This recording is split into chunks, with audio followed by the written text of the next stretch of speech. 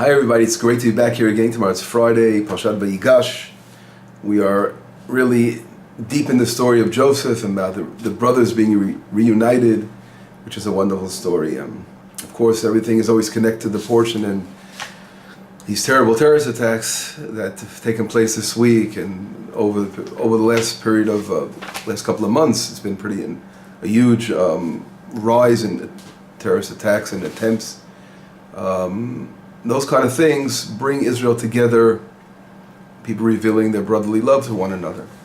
And we should always say, let's show our love for one another without having to suffer difficult situations. Brotherly love should come as a natural thing. And so we should really open up this lesson as a prayer. Let's learn from the story, this strife between Joseph and his brothers, and the coming together again, being reunited. Let that happen for good reasons and not difficult reasons. And here, I can say the example in this week's portion is that what brought them together was the famine in the land. When there's always difficult times, difficult situations, something to catalyze the brothers getting together with one another. And God wants us to be able to love and reach out to one another without having difficult situations to bring us together as a nation. And so let that be the lesson, as the opening remark for this lesson and the lesson to all of us. This week's portion I want to focus on Yosef Hatzaddik. Yosef is called the righteous, and that term being called Yosef Hatzaddik, Joseph the righteous, is not it's not really given to anyone else but him. If you look at all the heroes, the biblical heroes and our forefathers, right? Avraham Avinu, Yaakov Avinu, we say Abraham our father, Jacob and Isaac, they got the term our father. Joseph received the term the righteous. No one else has that term but Joseph. And the question is, why did he merit that? And most people right away, of course, will contemplate on the portions regarding Joseph and say, well, Joseph overcame his temptation with the wife of Potiphar who tried to seduce him every day, and he was able to overcome. And of course, that was the reason why he was given, that's one of the reasons why he was given his title. But I want to add and I want to explain that this is not only for that, overcoming the temptation that he had with the wife of Potiphar, but also he was able to overcome other temptations. And together, all that together really shows his great righteousness, that he's so deserving of that title being called the righteous. And we'll try to do a few examples here in this week's portion, and I'd like to begin by discussing, we're going to have to go out of our portion as well to see some of these verses or portions of the Torah that prove this point. But let's begin in our portion where we see that Paro is commanding Joseph to go send wagons to get his brothers. And I'd like to read a couple of those verses, and I'll show you what I mean here.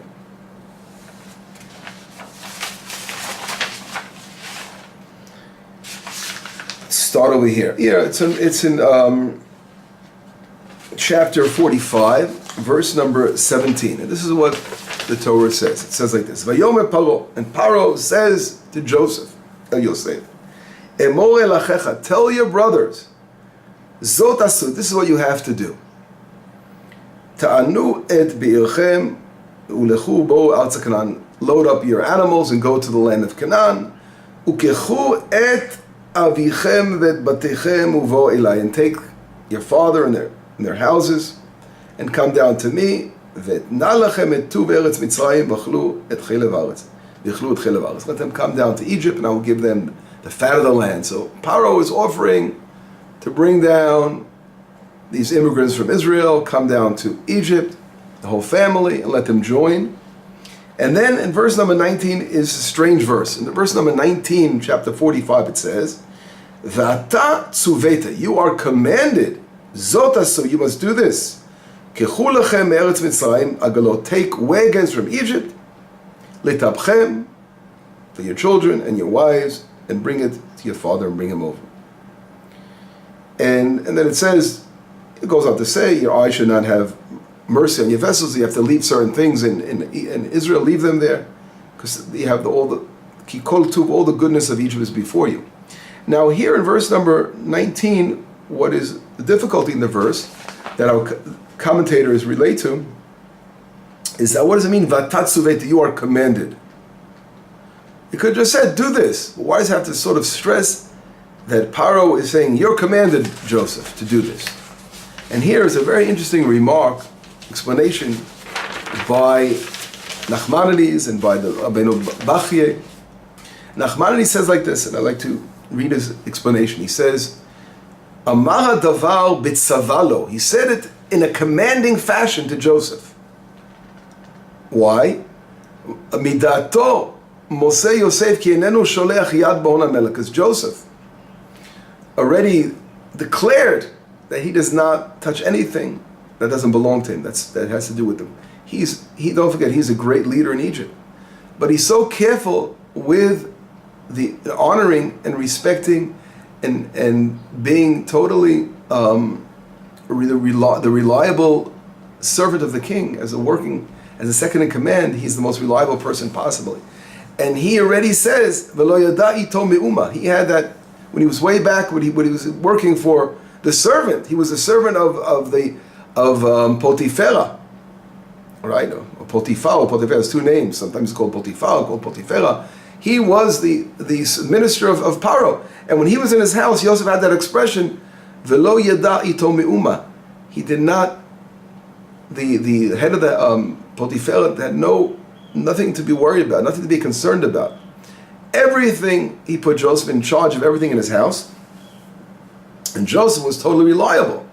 So Joseph, when his wife made an attempt to seduce Joseph, Joseph said right away that I was given everything by your husband to me, to be in charge of. He trusts me with everything he has. And how can I sin to God? So we see that Joseph looked at himself as a person who's very reliable and very trustworthy. And he lived, that was his banner that he carried. So the Nachmanides is saying, because of that banner, when Joseph was now the second in command of the Paro had to command him to go tell him to take the wagons down to Egypt, to bring us down to Israel, up to Israel. You don't say down to Israel. When you go to Israel, you go up to Israel. Take the wagons up to Israel to bring your father down to Egypt. Now why? And Rambam goes on to say, because Paro's concern was that Joseph will not want to send anything to his father. Why? In other words, because of Joseph's modesty and his reliability, and he was so careful not to put his hands on anything that wasn't his, he wouldn't send anything to his father except, of course, his brothers. And only in that case, if he was commanded to do so, because he would have to take wagons and he needed assistance, the Egyptian assistance from their government, right, to send down, which Joseph was in charge of. He had a lot of wagons and all kinds of equipment he needed to help them move, to leave Israel temporarily, of course, to come down to Egypt. So because it required monetary support from Egypt, Joseph did not want to put his hands on it without Paro telling him to do so. And therefore Paro had to literally command Joseph, I want you to go and use my stuff, use the wagons, don't worry. And it's also interesting because the Talmud talks about that Paro wouldn't allow a cow to leave the land of Egypt or a pig without removing its womb. Now why? Because they were afraid that they would copy they would get a hold of that particular kind of gene pool, special genes of that cow that they had that they grew in Egypt, or the pigs that they were raising. Whatever it was, it says they removed their womb first, so they couldn't reproduce, or they was worried about people competing with them, and whatever the reasons were. So we see that he was allowing a wagon to go down to Egypt, letting animals leave the country. Paro was very careful with that. And nevertheless, and Joseph knew that very well, and he was very careful not to do it without, and that's why Paro had to command him. So here we see a very strong teaching based on the way the Nachmanides actually brings out from the verse how Joseph was very, very careful and had to be commanded to use use Paro's again wagons. Although he was in command, Joseph, he could have easily made a decision to do without being told to do so. And that's one source of we see this special quality of, again, emanut, reliability, trustworthiness, which Joseph was called Yosef Hatzaddik, the righteous, because of it. And I want to show another verse here in this week's portion that actually shows that Joseph learned this so much from his father, because Joseph, we know, brought down was the spitting image of Jacob in every way. And if we see here, we see that's this kind of quality is so embedded within the nation of Israel that this is what we have to strive for, to be the most trustworthy people in the world. And it's a terrible disgrace when there are those that don't behave the way they should behave. And this we see, the Torah is teaching us, be trustworthy people. And here we see in Genesis 46, and I'll read the verses and we'll see another example. It says, Vayisa Yisrael v'chol asher lo. It says, Israel traveled with everything with him, and he came to Be'er-sheva, and he came to a place in the southern part of Israel called Be'er-sheva, which is on the way to Egypt, right? He was on the way to Egypt, and he stopped over there, and it says he traveled and he stopped over there. Vayizbach zvachim le'Elohei aviv Yitzchak, and he offered offerings to the God of his father, Isaac, right? So he offered peace offerings. Zvachim referred to peace offerings. Vayomer Elokim liYisrael, and God says to Israel, b'mareh halayla, in a vision at night, Vayomer Yaakov, Yaakov, Jacob, Jacob, Vayomer Hineni, Jacob says, here I am. Vayomer Anochi Ha'el Elohei avicha, I am the God of your father. Al tira mirda Mitzrayim, don't be afraid to go down to Egypt. Ki lagoy gadol asimcha sham, because I will make you into a great nation there. So here, God is reassuring Jacob before he goes down to Egypt that he will be making him to a great nation. Anochi erei bimcha, I will go down with you to Egypt. Vanochi alcha gam alo, and I will also bring you back to the land, bring you up to the land. Yosef yashit yado aleinecha, and Joseph will place his hands over your eyes. That's a term meaning when the time comes for him to pass away, that his son will outlive the father. Normal life situations where the children pass away after their parents pass away, not before, God forbid. So therefore he's blessing him that Joseph will cover his eyes. And then he goes on to say, in verse number 5, Vayakom Yaakov Be'er-sheva, Vayisu b'nei Yisrael Yaakov avihem. And then it says the children of Israel took their father, V'etapam, and the children, Ba'agalot, on the wagons. Now, it's very interesting if you pay attention, and here is a beautiful message that's brought down by the Chatam Sofer. It's called, in a commentary called the Torat Moshe. And he asks a very good question. It says, Vayisa Yisrael b'chol asher, and Israel took everything that he went down to Beer-sheba first. And it says, Kan lo niskar shenasu ala galot. He goes something very, very interesting. It says here, it's not mentioned that they traveled on the wagons. It doesn't say that. It says Israel traveled. And then he says, then later, only in verse number 8, in verse number 5 in chapter 46 does it say that he went on the wagons that were sent to him. So the question is, why doesn't it mention when they went down to Beer-sheba, the wagons? Now listen to a very beautiful, amazing explanation that we have to take to our hearts. And he says something like this. He says, V'nirali, he goes, I think, the reason is, D'mitchila lo ratza lishtamesh ba'agalot, that he did not want to use the wagons. Sheshalach lo Paro, the Paro sent him wagons right in the beginning, and we see that Jacob refused to use them in the beginning. Why? Mishum de Paro amar unesatem et avichem ubeatem. Because Paro said, I want you to take your father and go down to Egypt. In other words, the purpose of the wagons being sent to Jacob was so that Jacob would come down to Egypt. But not that he's going to use the wagons to do some additional driving around Israel beforehand, to go to other places, with other purposes in mind. And therefore, it goes on to say, V'Yaakov haya mesupak, and Jacob was mesupak, he was doubtful. Ulai lo yitzavenu HaKadosh Baruch Hu, maybe God would not agree to his going down to Egypt. So why did Jacob want to use originally the wagons? Because maybe God would say, stay in the land of Israel, like he told his father, Isaac, dwell in the land, don't leave. And he ended up staying Isaac in the land of the Plishtim, he didn't go down. So Jacob thought God would respond that way.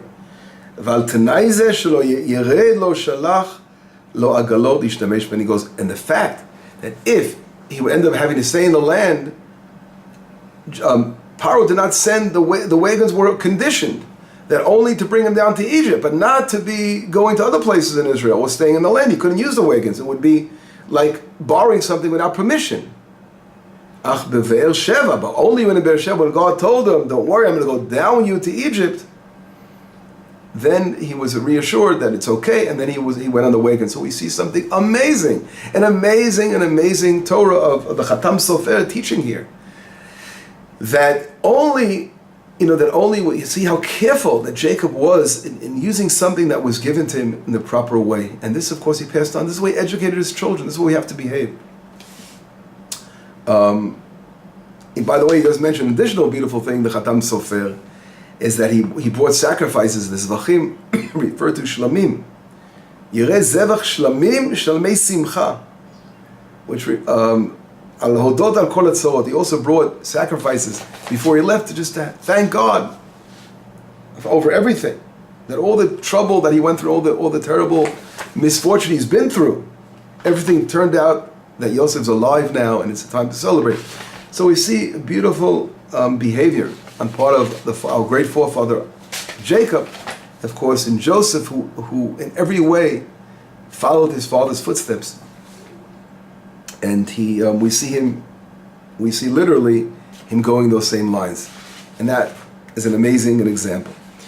I'd like to bring if we have time, for a couple of more examples to see this concept. We see, I want to read a commentary going back to Genesis 41. In Genesis 41, we see that something very unusual. After Joseph solves the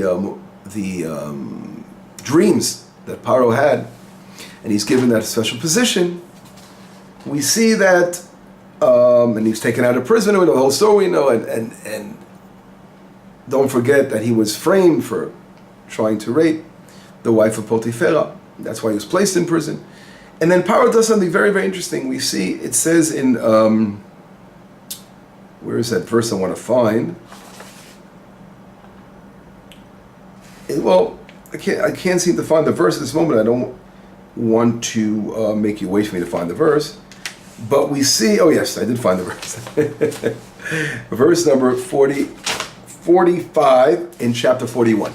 So the verse says like this. It says, Vayikra Paro Hashem Yosef Sofa Paneach. Paro calls Joseph the solver of riddles, because he was the one who was able to, or things that are have to be deciphered, the solver of things that need to be deciphered. And he gives him Osnat. Osnat was the daughter of Potiphera, right, as a wife.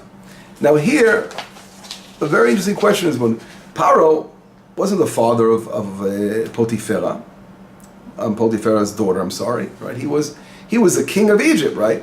But we don't see kings giving out other people's wives to other people. That's an unusual kind of thing.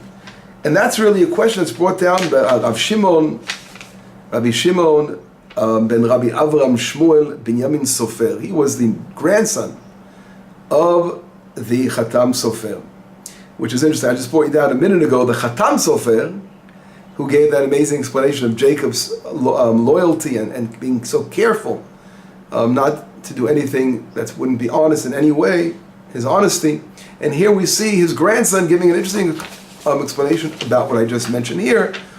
And he asked that question. He says, what's going on over here? Why is Paro being the matchmaker? Why is he giving Osnat as a wife to Joseph? He's not even the father of the daughter. So he says something like this, a very beautiful explanation. He says, first he asks the question, it seems that it's not the place of a second in command, right, to a king, right? Someone like, Joseph, Hatzaddik, why would he be given like a woman like this if he himself was suspected of attempting to rape Osnat's mother. That's really what they're saying. So why would Paro, out of all the women in Egypt, to decide to give Joseph a wife?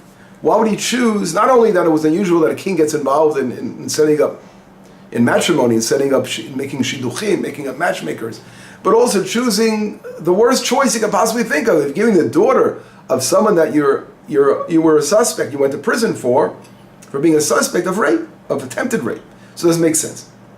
So after he asks that question, he says like this, he says something very, very beautiful. He also brings down a Jewish law that if someone was a suspect, just a suspect of being not kosher with a particular woman, he's not allowed to marry that person's daughter or sister because it could lead to trouble again.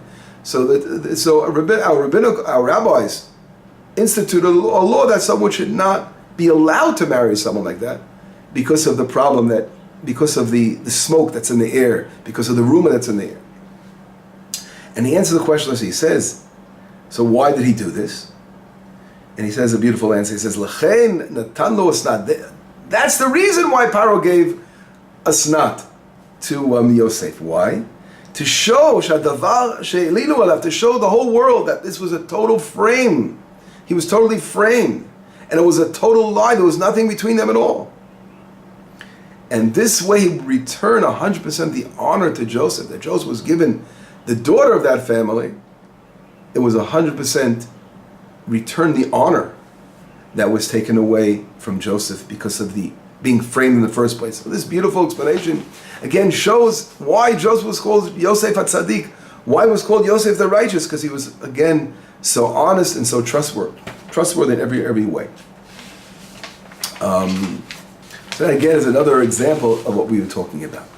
And after mentioning this, I think we can look and answer another question. If they took towards the end of the portion, at the end of the portion we see the Torah goes out of its way to explain when the situation in Egypt was getting worse with the famine. And this is in chapter 47. It shows how Joseph was, again, so many details, how Joseph would purchase from them, and this would run out, and then they would buy.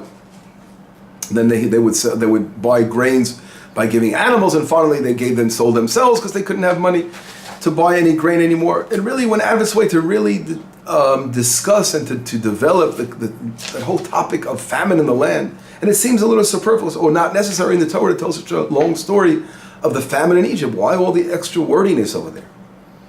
And if we see, and I think the reason is just exactly what I said, for the reasons of showing how Joseph was so special in his honesty and his trustworthiness, being the greatest tzaddik, the righteous man that you can think of.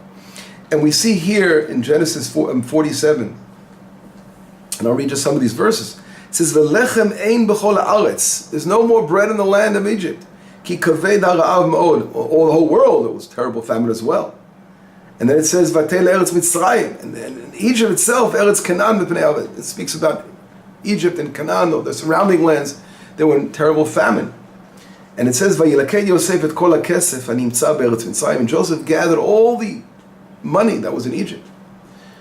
B'shever Hashem shavum, when they were coming to purchase grain, he would gather the money, and it says, "Vayaveh Yosef et ha'kesef beit Paro." Joseph would bring the money to the house of Paro. It has to stress that whole thing. And the Midrash right away says, "Melamed shaya ne'eman lo v'lo haya gozel kilim." It shows that he was so reliable and he wouldn't steal anything. The Sforno says as well, "Shelo hora latzmo heter b'chol hamalav." Joseph didn't say to himself, it's coming to me because I'm working so hard.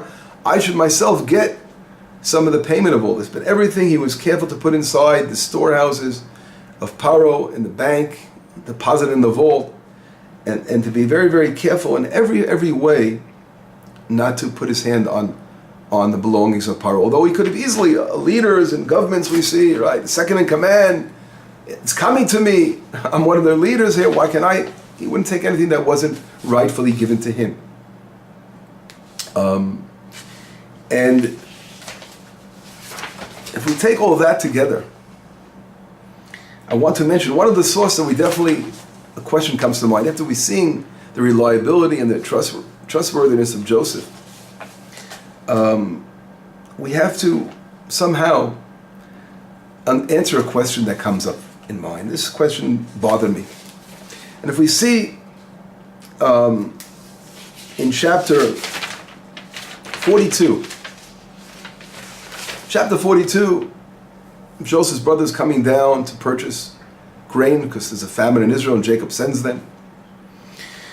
And if we see in chapter 42, verse number 25, it says, Vayitzav Yosef, Vayimalu et kilehem ba'al. Joseph commands, and they filled up the vessels with grain, ulashiv kaspeim, to return the money. Ish el sako v'latet lehem tzeidah lederech.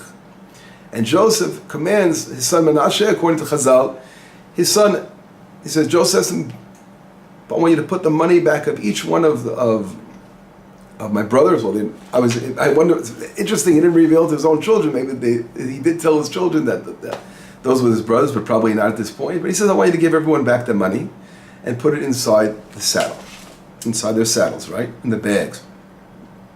And as we see in verse number 30, it's interesting because there are two stages of revealing. First, one person reveals, and Chazal say it was probably Levi, who was the first one to find the money in his bag. And then later on in verse number 35, it says, everyone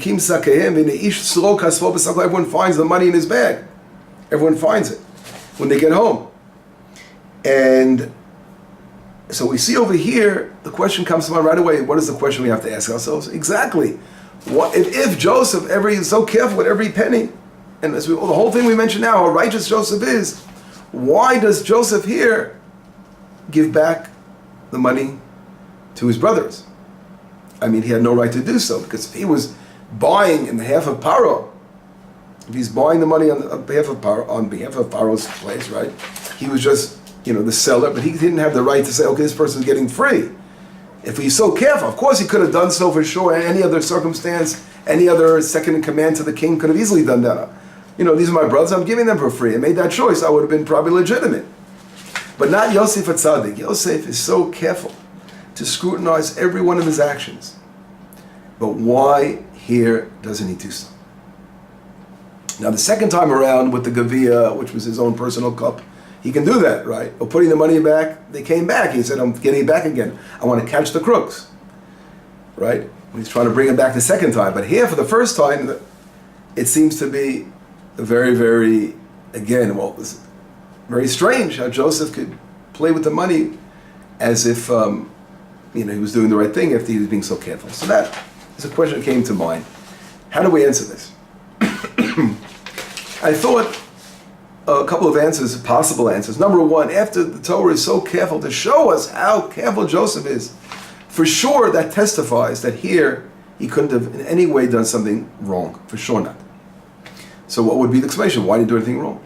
The answer is, if he put money back in their saddles, he obviously doesn't have to mention here that Joseph paid back every penny to Paro, that he didn't take it. He would have told Paro this, that I gave back his money. With no doubt, 100% sure, if Joseph did this, he would have paid it back. There's no doubt. Although the Torah doesn't mention it because perhaps to show that in reality he didn't have to pay it back, right? So it didn't want to mention the story. But we know that he probably paid it back. One possibility. Another possibility is in the words of the Malbim. The Malbim say something very, very interesting. At the end of days, what's going to happen? Because he's saying, well, I'll just say it by heart now as time goes forward. The Malbim says something interesting. He says that when they come along and the brothers come along and they say, and we see this by Jacob. Jacob comes along and says, take back the money with you, perhaps it was a mistake. And there a question right away you have to ask, what do you mean perhaps it was a mistake? For surely it was a mistake, right? Because they know that they got the money back. But Jacob was very careful to say perhaps it was a mistake. Why? Because we see here that a person has to learn to be very careful what comes out of his mouth. And Jacob was careful. He didn't want to say 100% mistake because it turned out that he was right. It wasn't a mistake. It was done purposely. So although it seemed to them in their eyes a mistake, the money given back to all of them, but Jacob already was careful to say, no, something is going on over here. But why wasn't it a mistake? Right? What was the reason? Joseph obviously wanted to give it back. But on a deeper reason, the Malbim mentioned something very interesting. He says that Joseph was really gathering all the money that was being purchased. For all the grains, Joseph put away in the storehouse, right? Paro's storehouse, Paro was safe. But at the end of the day, in the future, when the Egyptians are going to come along and they're going to enslave the people of Israel and put them in bondage, and now all that money is going to be given back to Israel because of the terrible, terrible atrocities they did to them. They owe them money for the work that Israel did as slaves. It was rightfully theirs. And it says you're going to be leaving Egypt with great shalal, with a great spoils. They left Egypt, the people of Israel, to get paid back, right? So the Malbim says this was sort of a hint. Joseph was hinting. Everything else was so careful about. We can say here he's giving the money to his brothers, saying this is a sign, something very, very symbolic, that later on in the future the people of Israel are going to be leaving Egypt with the treasure, with all the rightfully deserved, because of all the terrible, terrible atrocities that this nation was going to do to the people of Israel in the coming years, which of course was beforehand. But you can always say this isn't, you can't really, it's not just a good answer, because in reality, it didn't happen yet, right? So you have to judge the situation before it happens. Not when it, you can't say, okay, because in the future you're going to do terrible things, so now we're going to get you back and do something that was wrong to do. But again, so this can combine with the fact that Joseph had the right, as a second in command as a king, to make decisions, right? And here, since you can also say that he was trying to do something to get his brothers, why did Joseph give back the money? There's different reasons why he gave back the money. It wasn't, some people, according to many commentators, it wasn't for a good reason. It was for a reason to teach them a lesson. It wasn't for that they were deserving of it. But for them to think, you sold your brother for money, and now the money's back to make them wait a second, what's going on over here? To scare them. The whole concept was really to sort of put fear in their hearts. So it wasn't really done for a reason of just saying, I want to give now a present to my family. So came from a different direction, a direction of education, to educate them for what they did and to teach them a lesson. So therefore, in that situation, Joseph said, because I'm not doing it for a benefit from it, only to teach them, so you can say it wasn't really taking something from me and giving that benefit to my brothers because I want to worry about my family, but it came from another direction, and he could have thought that surely Paro, if he knew about it, would definitely agree to that. So that could also be a possible explanation. And another possible explanation I thought of would be, which is to end with, would be that we know that for Joseph wouldn't take for himself anything, but giving to his brothers and giving to his father, bring them back, he knew that they would bring a tremendous blessing for Egypt, from them being there during this time in Egypt, as well as we saw that Joseph himself, the minute he came and was part of the household of Potiphar, the whole house was blessed, and and the whole kingdom of Egypt was, because of Joseph, was rescued and saved. So he's saying there's a concept in Judaism, you could mizakim adam shelo b'fanav, you could bless someone, you can merit somebody even not knowing about it. So when you know by giving someone to something is going to bring a huge blessing upon someone else, so for sure you can do that to bless that other person. So if you give someone, you say right now the person doesn't know, I'm going to want to help this person by giving a present from his possessions, like giving a present to somebody, but he's going to get back 1,000,000 times for that. He's going to miss it. He's going to get a big blessing because of that. So if that person knew about it, and you wouldn't do it, he would be so angry at you for not doing it. You should have given it. Of course I want you to do it because I'm going to get blessed from it. So Joseph knew that their brothers coming down to Egypt will be a huge blessing for the whole kingdom. As we see, his father blesses Paro, and Paro himself wants to appoint, he asks if any of your brothers that we can place over, make them in charge of his cattle. So we see right away that the family coming down was really a blessing for Paro. And so Joseph thought, if you know something, here I am. I want to teach my brothers a lesson for selling me. I'm going to give them back the money in their saddles. And this, of course, I'm going to justify it because it can bring a blessing to Paro anyway. It's going to end up this whole story of getting him down here, whatever the reason. That could be another possibility. But again, I think the most simple understanding, as I said in the beginning, for sure Joseph, of course, would pay it back. Although Torah doesn't say every detail, but we know Joseph, in his trustworthiness, in his honesty, there's no doubt, after we saw everything before in this lesson, we know that Joseph, for sure, would have paid it back. He wouldn't have taken anything. There's no way he could have taken anything without permission. And everything he did would only be for the benefit, for number one, for his position, being the second in command of Paro. He was so careful to do the job the way he did. At that point, don't forget, it was before the Egyptians sinned, and Joseph would have to deal with them with total honesty. Once they turn their backs and they stab you in the back and they want to uproot you and kill you and torture you, then we can bring up all the treasures that belong to Israel later on. But at that time, it wasn't the case.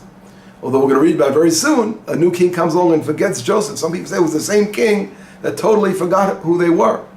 But still, you can't punish somebody before they do the sin in Judaism. We're very careful with that as well. So therefore, it makes sense for sure that Joseph, as the most honest person in the world, definitely this had to be an honest act, and I gave a couple of solutions. But anyway, hope this was a little eye-opening lesson for all of us to learn how important it is to behave with honesty, with modesty. And this is really what the Torah now and our sages teach us all the time. When we're looking at the Torah is not a book of knowledge. We spoke about this on Hanukkah, but it's a book of being honest to teach us ethics and how to behave in this world.